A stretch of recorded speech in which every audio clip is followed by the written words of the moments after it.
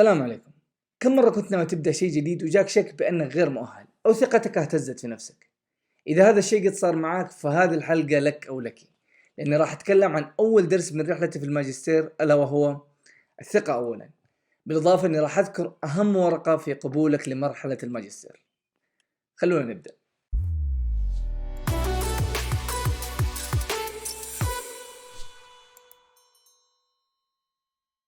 حياكم الله. دائما لما نبدأ حاجة جديدة، سواء بدايتنا في عمل جديد، انتقالنا من عمل لآخر، أو بدايتنا في مرحلة جديدة في حياتنا سواء أكاديمية أو حياتية، في تحديات مرتبطة بهذه البدايات، وأكبر تحدي هو تحدي الثقة بالنفس. وعشان أكون صريح معاكم، الترم الأول من مرحلة الماجستير كان هو أصعب ترم مر علي. بداية أنا أحب أذكر أنه في فرق كبير بين سنة اللغة وبداية الماجستير. مرحلة اللغة لها تحديات معينة، لأنه في ناس من دول مختلفة ومستويات مختلفة كلهم جو عشان يتعلموا إنجليزي. في قابلية إنه الواحد ياخذ راحته ويخطئ، لأنه الكل قاعد يتعلم والكل جديد على الموضوع. لكن في أول ترم في الماجستير أفكار كثير كانت تدور في بالي. أولها إني راح أدرس مع ناس متميزين في هذا المجال وناويين ينتقلوا لمرحلة أكاديمية أعلى. ثاني شيء كنت أسأل نفسي عن النظام الصحي الأمريكي، هذا النظام الأكبر والأكثر تعقيدا في العالم. إيش أعرف أنا عنه؟ الطلاب اللي معي حيكونوا أمريكان، فأكيد هذه لغتهم الأم وراح يكونوا أفضل مني. كل هذه الشكوك كانت تيجي في بالي، وما أخفيكم بعضها كان حقيقي، لكن كثرة التفكير في هذا الموضوع خلاني متحفظ في مشاركاتي وحواراتي في أول سمستر. وفي هذاك الوقت تعلمت شيء مرة مهم واللي الكل لازم يعرفه، إنه مرحلة الماجستير باختصار هي عبارة عن ربط لكل الأفكار والخبرات اللي مريت فيها نحو موضوع محدد. إيش ما كان نوع الخبرات اللي عندك لازم تربطها وتستخدمها في دراستك في الماجستير. وما في شيء اسمه صح أو خطأ، ما هو موضوع حفظ هو في الماجستير. طلاب جو من خلفيات مختلفة كلهم يتشاركوا الأفكار مع بعض في هذه الدراسة. فمن هذا الكلام لازم تعرف أنك تكون واثق من نفسك تمام الثقة ومن الخبرات اللي أنت تمتلكها. أول حاجة، لا تقلل من نفسك ولا تحاول تقارن نفسك بالآخرين اللي حولك، لأنه هذا الموضوع راح يتعبك كثير. وفي نفس الوقت خليك متواضع مع العلم، ولو في شيء ما أنت عارفه قول ما أعرف. هذه الكلمة ما تخوف، لكن في نفس الوقت خليك مؤمن وواثق بالشيء اللي أنت تمتلكه أساسا. الموضوع ما هو عبارة عن مين عنده خبرة أكثر من الثاني من اللي حولك. الموضوع هو كيف إنك تستغل الخبرات اللي عندك أيا كانت وتربطها وتحللها بالمواقف اللي تنذكر لك والدراسة اللي أنت حتمر بها. بعض الخبرات اللي تكون ما لها علاقة أحيانا بتخصصك قد تفيدك في النقاشات، خبرتك في بزنس عائلي مثلا، أو خبرتك في مشاركتك في فريق معين، أو خبرتك في إدارتك لعمل تطوعي مثلا، أو في المجال الرياضي، أو في أي مجال آخر. ربطك وتحليلك لهذه الأشياء شيء جدا مهم ويضيف لك كثير في دراستك. طيب ممكن تيجي وتقول لي يا بدر أنا ما عندي إلا خبرات بسيطة جدا. أهم شيء تسويه في هذه الحالة إنك تتقبل الواقع وتظهر اهتمامك بالموضوع. لا تكذب على نفسك وخليك صريح، اهتم بالموضوع أكثر وأظهر للي حولك ذا الشيء، بس أبدا لا تظهر بصورة المكسور قدام نفسك وقدام الآخرين، لأنه وصولك لهذه المرحلة وبدايتك في مرحلة الماجستير هو إنجاز كبير بحد ذاته. حط في بالك بلد كبير زي أمريكا بكل الجامعات اللي فيه 13% بس من سكان هذا البلد عندهم شهادات ماجستير. وفي السعودية مثلا نسبة حاملين درجة الماجستير هي 1.2% فقط. فأنت من القلة القلائل على هذا الكوكب اللي بيدرسوا ماجستير. فخليك واثق من نفسك وخليك فخور باللي انت قاعد تسويه.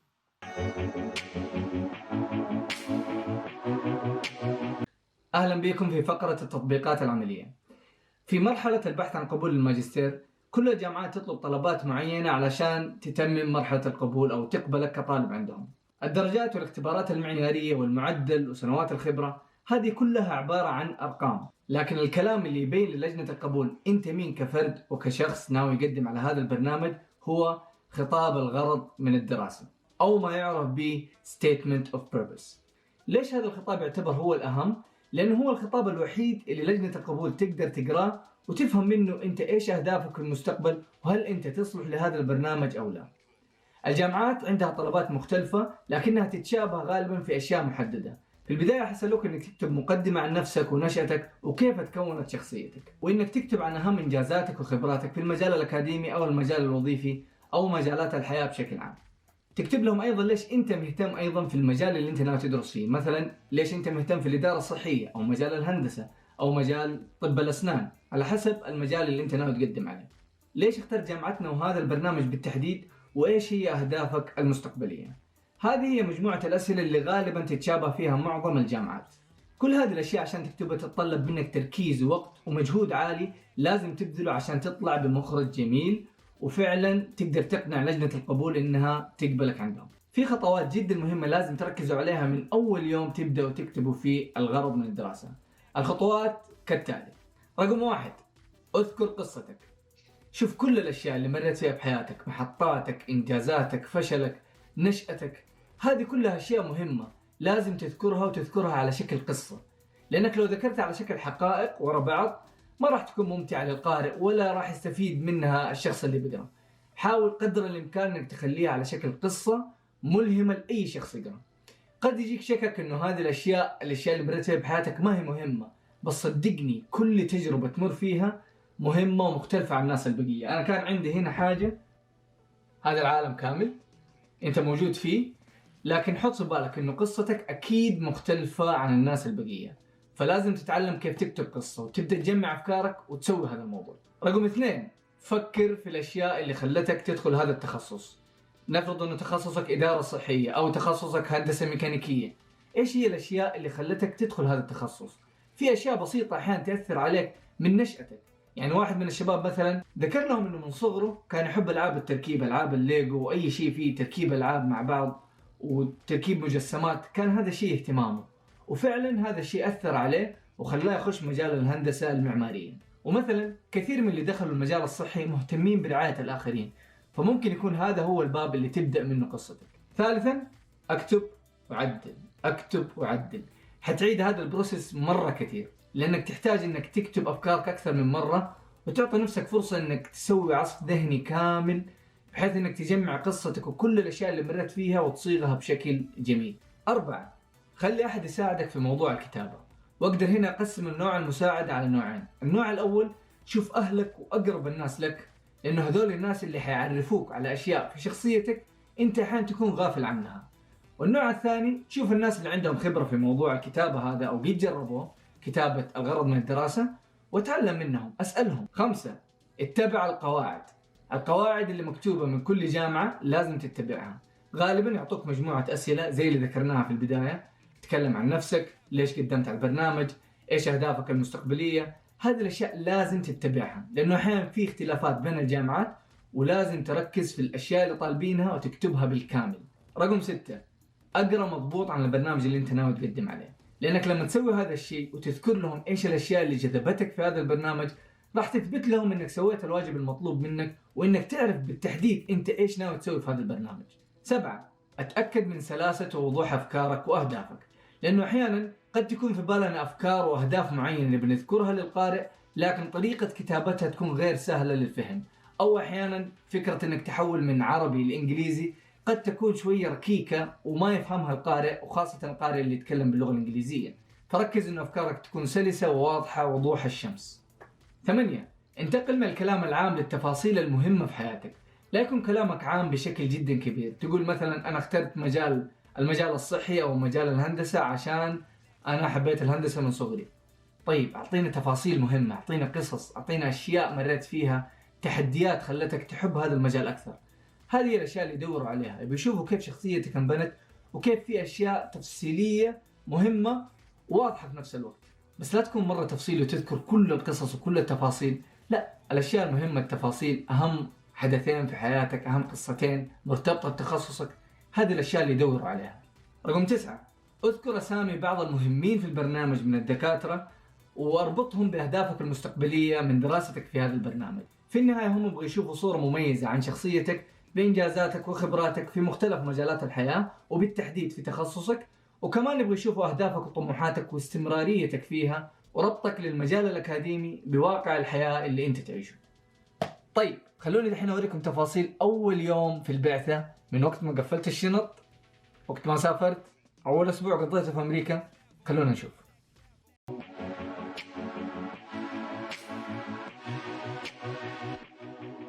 السلام عليكم.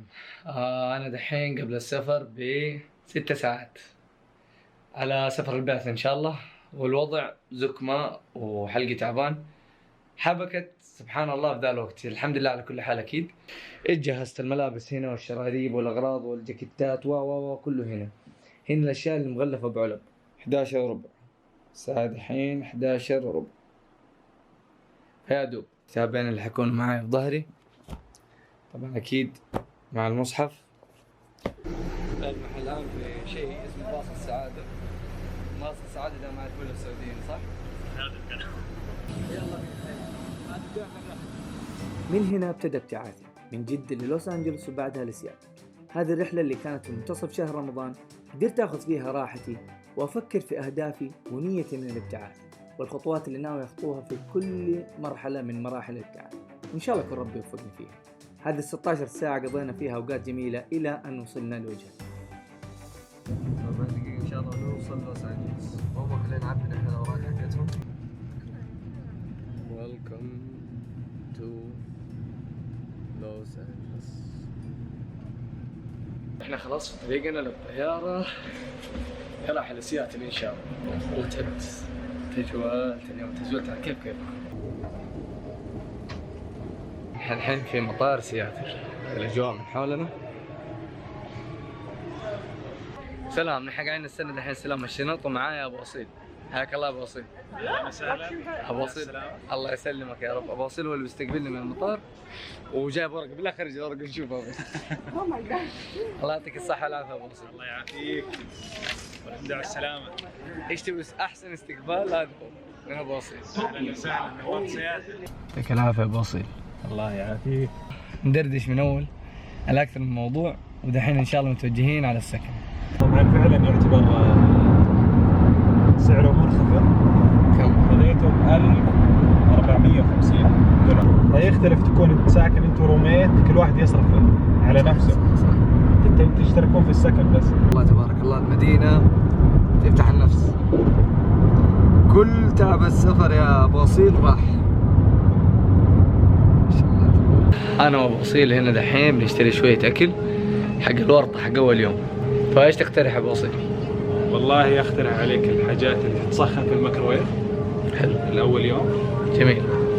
بكرة إن شاء الله بعد ما ترتاح تشوف المطاعم. باربيكيو تشيكن. لا باربيكيو ما يعجبني بصراحة. باربيكيو ما يعجبني. نتكلم عن اللي جنبه هذا. الظاهر حاخذ من ذا. احنا هنا لقينا سعر الموية 2.99.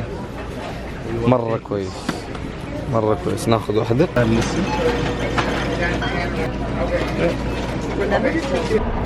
سلام، هذه تي موبيل طلعنا الشريحة الحمد لله. طيب نحن عندنا المكان اللي اسمه لندر هول عشان ناخذ المفاتيح.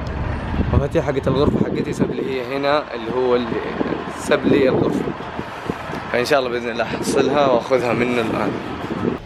تأكد إن كل شيء في له كونفيرميشن، في له تأكيد من الجامعة.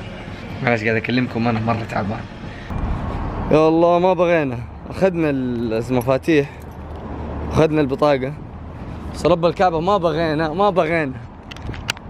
ندور على المبنى. امسحها بس. Fourth. This one.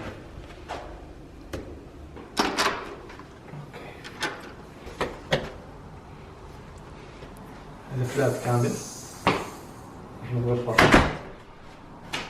اوكي. الغرفة اللي هي ايش؟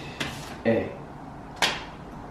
You see there. ايش رايك فيها حبة عزابي؟ Great. مرة وقت كذا.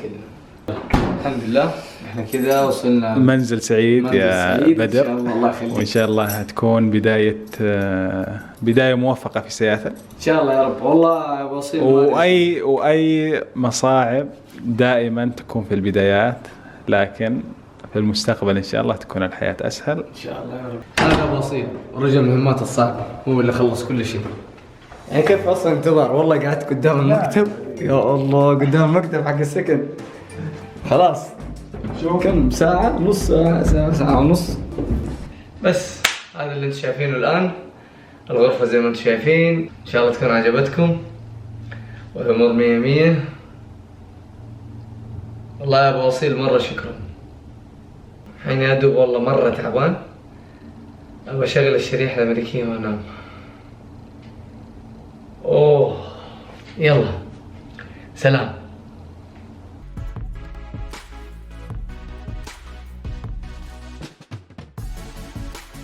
يا اهلا وسهلا. فكرت كثير فين يكون المكان المناسب اللي اقول لكم فيه على رسالة التنفيذ واسوي ملخص للحلقة.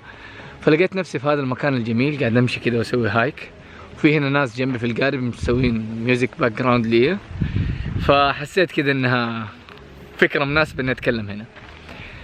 اتكلمنا على موضوع الثقة وقديش هو مهم، سواء في الحياة الأكاديمية في بدايتك فيها أو في أي شيء في حياتك جديد تبدأ. وموضوع الستيتمنت اوف بيربس أو الغرض من الدراسة، الخطوات اللي تكلمت عنها ما هي الوحيدة. الخطوات التسعة هذه أنا ذكرت 9 بالتحديد، وكان في واحدة 10 في بالي بس ما قلتها، وحبيت أقولها في الملخص. بس هذه هي ال9 كاملة، حاول أرصها هنا. بس الخطوة الأخيرة ال10 هي بالتحديد إيش؟ إنك تعطي نفسك وقت لكل هذه الأشياء. في موضوع الثقة أتوقع رسالة التنفيذ مرتبطة بهذا الموضوع. فرسالة التنفيذ لهذه الحلقة هي عبارة عن مقولة إنجليزية تقول For those who said they can and those who said they can't they are both right.